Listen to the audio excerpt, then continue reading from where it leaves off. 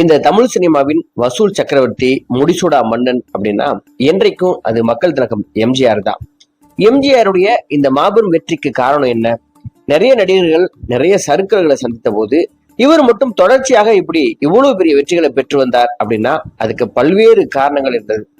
அந்த காரணங்கள்ல பிரதானமான ஒண்ணு, எம்ஜிஆர் தாங்கூட யார் சேர்ந்து நடிக்கணும் அப்படின்னு ஆர்டிஸ்ட் எல்லாம் செலக்ட் பண்றதுல வித்தகரா இருந்திருக்கிறார்.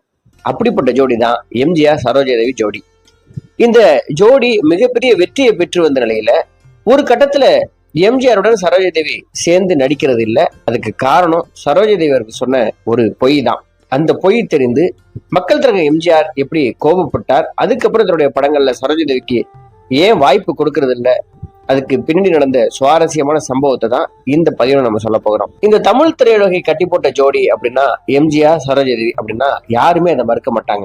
அப்படி இருக்கும் நிலையில எம்ஜிஆருடன் சரோஜாதேவி இணைந்து முன்னணி நடிகையாக நடித்து கொண்டிருந்த போது நீதிக்கு பின் பாசம் அப்படிங்கிற ஒரு படம் போய்கொண்டிருந்தது. அப்படி அந்த படத்தோட ஷூட்டிங்ல ஒரு சில காட்சிகள்ல தாமதமாக கலந்து கொண்டு நடித்து கொடுத்த சரோஜாதேவிக்கு இப்படி சரோஜாதேவி பண்றாங்களே, இதுக்கப்புறம் நம்ம படங்கள்ல வேண்டாம் அப்படின்னு மனக்கசப்படைந்த தேவர் அவர்கள் சரோஜாதேவி தன்னை ஏமாற்றியதுனால தனது அடுத்தடுத்த திரைப்படங்கள்ல எம்ஜிஆருடன் சேர்ந்து நடிப்பதுல விருப்பம் இல்லாம அதை அவாய்டு பண்ணி வந்திருக்கிறார்.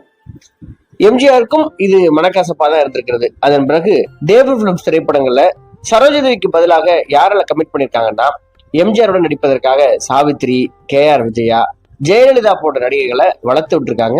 அதன் பிறகு எம்ஜிஆர் தன்னுடைய சொந்த திரைப்படம் நிறுவனமான சத்யா பிக்சர்ஸ் சார்பில் RM வீரப்பன் அவர்கள் தயாரித்து P மாதவன் அவர்கள் இயக்கி K பாலச்சந்திரன் அவர்கள் கதை வசனம் எழுதிய தெய்வத்தாய் திரைப்படத்துல எம்ஜிஆர் சரோஜாதேவி அவர்கள் இணைந்து நடித்து கொண்டிருந்த போது இதே நேரத்துலதான் நடிகை சரோஜாதேவி அவங்க என்ன பண்றாங்கன்னா சிவாஜி கூட சேர்ந்து நடிக்கிறதுக்காக ஒரு புதிய படம் கமிட் பண்றாங்க. அந்த படத்தோட பேரு புதிய பறவை.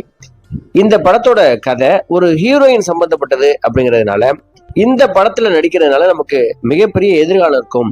இதுக்கப்புறம் ஒரு ஹீரோயின் பேஸ்டு படங்கள் நிறைய நம்ம பண்றதுக்கான வாய்ப்பு, அதனால நம்மளுடைய சம்பளம் அதிகரிக்கும் அப்படின்னு சொல்லி நினைத்த சரோஜாதேவி அவர்கள் இந்த படத்துக்கு அதிகமான முக்கியத்துவம் கொடுத்து இதுல நடிக்கிறதுக்காக கால் ஷீட் எல்லாம் தனியா ஒதுக்க ஆரம்பிச்சிருக்காங்க.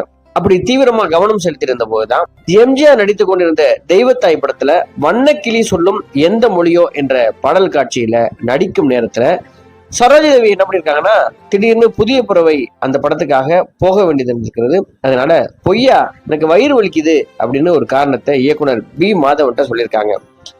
உடனே அவர் நீங்க அதை சரி பண்ணிட்டு வாங்க, உடனே கிளம்புங்க அப்படின்னு சொல்லி அனுப்பியிருக்கிறார். சரோஜாதேவி அங்கிருந்து பொய் சொல்லிவிட்டு அந்த படப்பிடிப்பிலிருந்து தப்பித்தால்